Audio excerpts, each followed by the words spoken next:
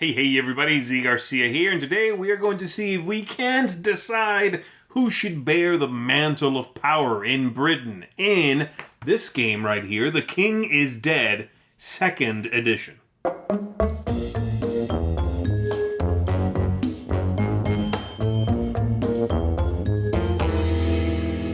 This game is an area control game-ish, in which you are going to be going around the table, playing cards, manipulating where different troops are on the board, the Scots and the British and the Welsh, and eventually deciding who controls these different regions, these different locations on the board, trying to be the player backing the eventual winners of this territory division, if you would, okay?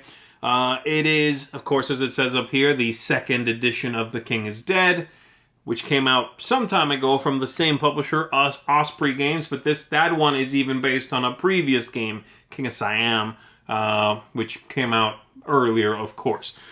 So this new one adds a couple of things. I'll talk about what it adds later on. It also has a brand new look, but you don't need to worry about any of that. We're going to go ahead and take a look at how this game works. I'm going to show you on the table. It's a bit of a quirky game. It's a very small design. There's very few moving pieces. I'm going to show you, and then we'll come on back up here, and I'll tell you what I think of it. So first, let me give you a high-level overview of how the game is going to work out. Then we are going to get into some of the smaller details, okay? But here are the broad strokes. The game is set up, in this case, largely randomly with these cubes representing different troops. And you've got Welsh troops, you've got English troops, and you've got Scottish troops, okay? You've also got these 8 provinces randomly outside of the board here in these numbered spots. 1, 2, 3, 4, 5, 6, 7, 8 over there. Everybody has a deck of 8 cards that's identical. We also have 2 followers each, also random, all right?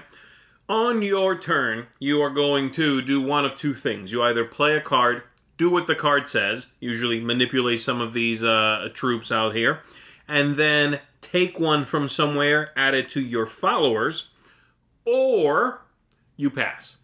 You don't play a card, you don't do anything else, you simply pass. And if at any point all of the players around the table pass in succession, then we are going to resolve the next card that is unresolved. So let's say, just for the sake of the example, I pass, that player passes, we resolve this right here. We take a look at that province, we see who the majority there is. In this case, we are looking at 3 Scottish troops. So they control that area, we remove them all, and then we mark the region with a Scottish control token. And this is flipped face down. And we continue going. Again, on your turn, you play a card, do what it says, or pass. That's it.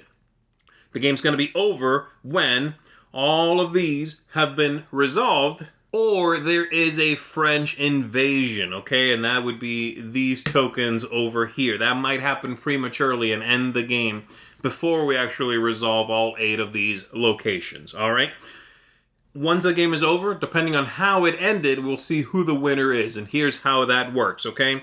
If there is a coronation, meaning we do indeed go through all of these, we replace every location with a control token.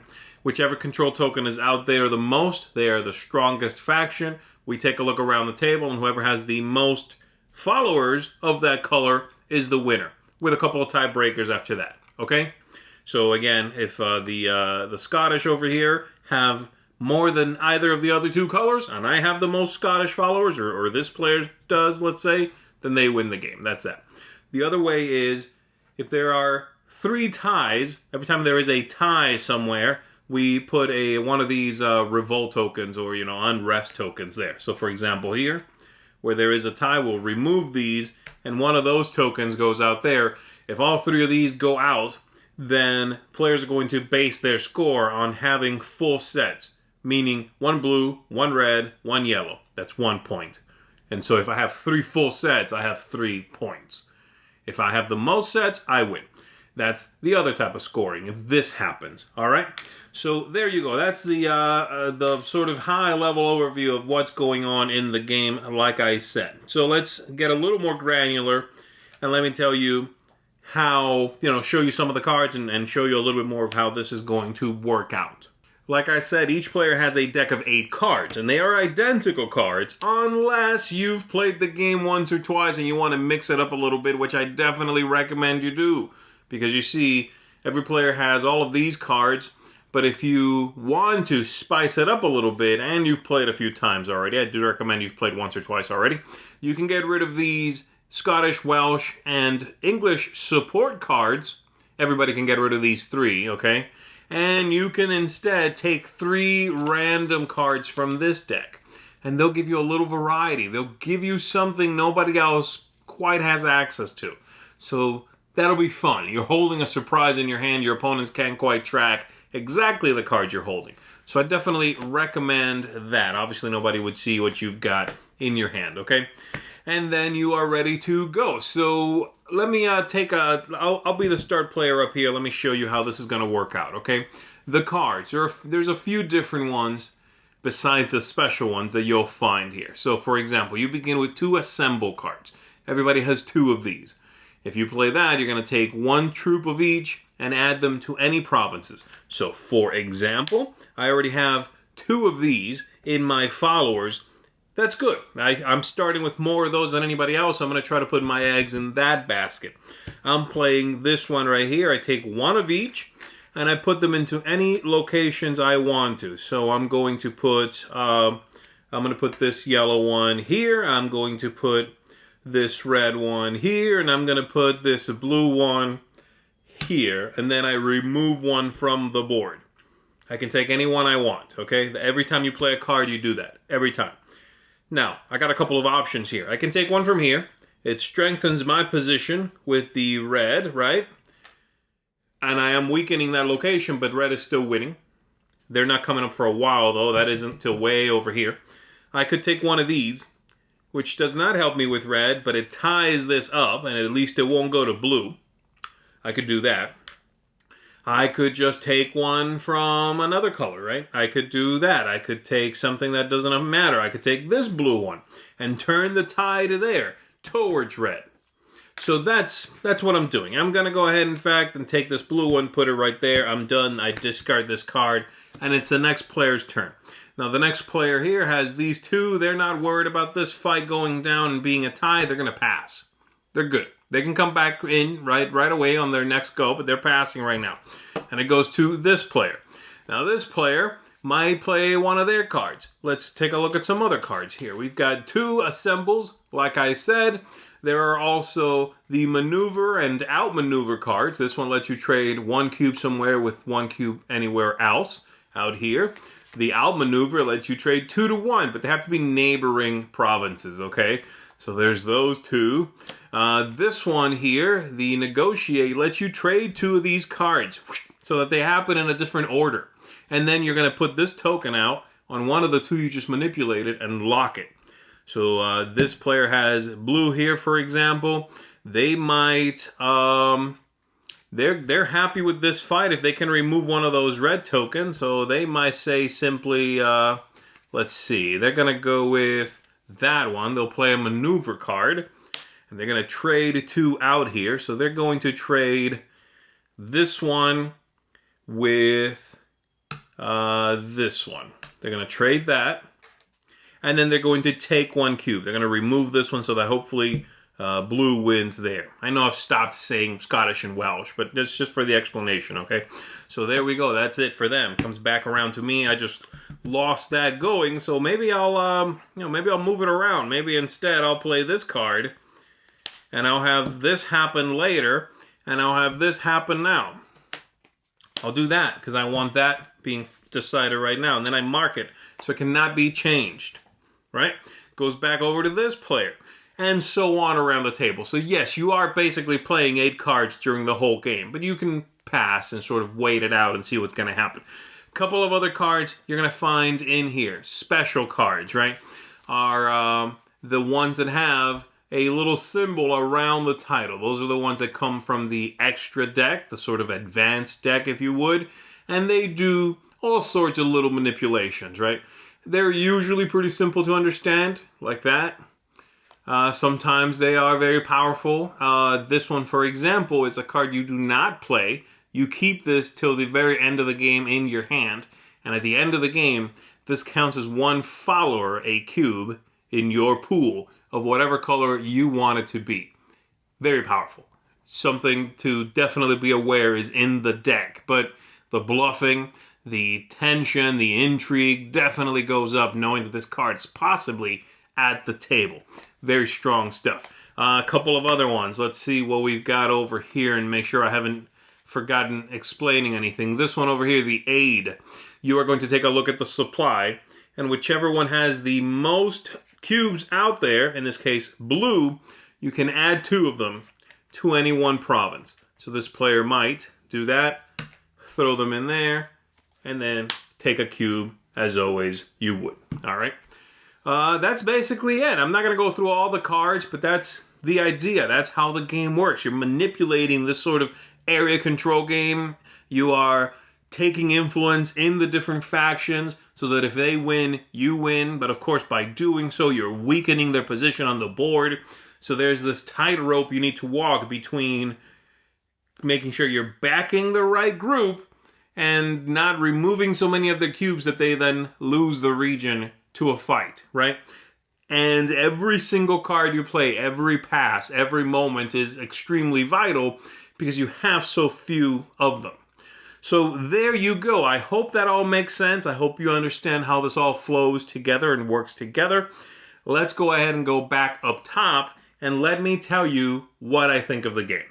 That is The King is Dead 2nd Edition. I will start by saying I never played the original one. I have not played The King is Dead. I haven't played the Siam game from back in the day. Right away, the cover of this one impressed me. I think it's a gorgeous cover, much better than 1st edition The King is Dead. This is beautiful.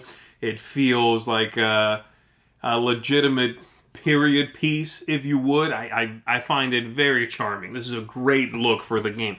There's some spot UV printing on the box and on the board.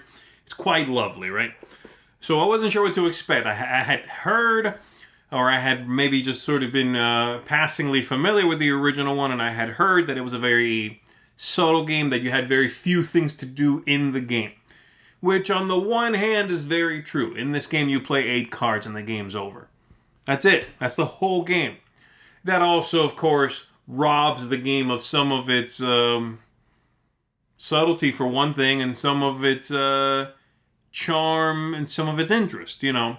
It is not just go around, play 8 cards, and then see who wins. When you play, which card, when you pass, how you use the cards you use, you know, who you back, who you avoid sort of following in a strategy, and who you kind of, you know, pseudo team up with at the table to make something happen.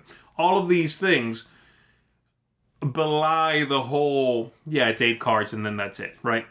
So let's talk about this. I'm going to start with my one, not negative, but sort of middle of the road ranking, and that is the replay value in the game.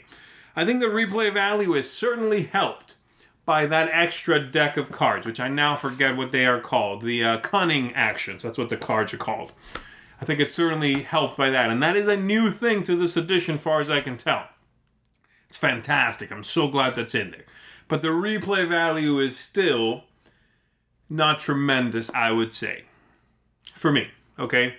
Perhaps someone who really, really gets into it will find that the subtlety continues to deepen. I think that subtlety, the way this game works, only goes so deep for me. That's not bad. I just don't find it... I don't think this is the kind of game that I'm going to find infinitely replayable, is what I'm saying, right? I think once I explain the rest of my points here, maybe it'll make a little more sense what I'm saying. So let's go, now that I've said replay value gets a middling rank, let's go to the top with the theme. The theme here is the kind of thing you would expect me to say gets a middling rating as well. But it doesn't. I like the theme in this. I think it works well for this game. It feels specific. The specificity of it to this game works for me. I can use it to teach, though I wish that they would have put somewhere besides the rule book which ones are the Welsh and which ones are the British. You know what I mean? That'd be nice to stop saying like, oh yeah, yellow and red. But so it's a minor thing that they missed. I just wish that was a little more, available and not just like in one page in the rulebook. But it still feels specific, and it works well in this setting, in this world. The aesthetics, sharp, authentic. They feel that way.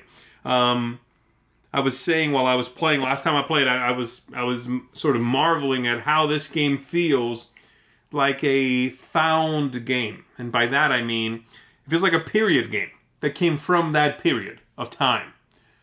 The cards have no text, so the symbology feels like it could have worked, in this age.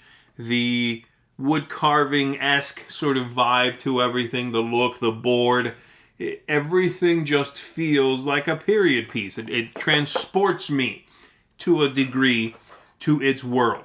And that's lovely. I like that a lot. See, I think the first edition couldn't have done that. Not with that cover. The cover was fine. It just wasn't, it didn't feel like a found game like this one does, okay? The game arc. I keep saying subtle. I've said it a few times. I don't want to, I don't think there's a way for me to drive that point home any more strongly. This game is supremely subtle. That's hard to, and it won't be for everybody, for sure. There are people who will play this game and immediately go, wow, I did nothing. That was a coin toss. I disagree with that. I think there's a good amount going on here. What you do when you do it will matter, but the game is extremely subtle. Every turn is critical. By that same token, there's a lot of analysis paralysis in this game, because you only have a few moments that you need to, every moment you do have is important, that's what I'm saying. So, and there's not that many. So you gotta make sure that each opportunity, each moment you make a decision, it is the right thing to do.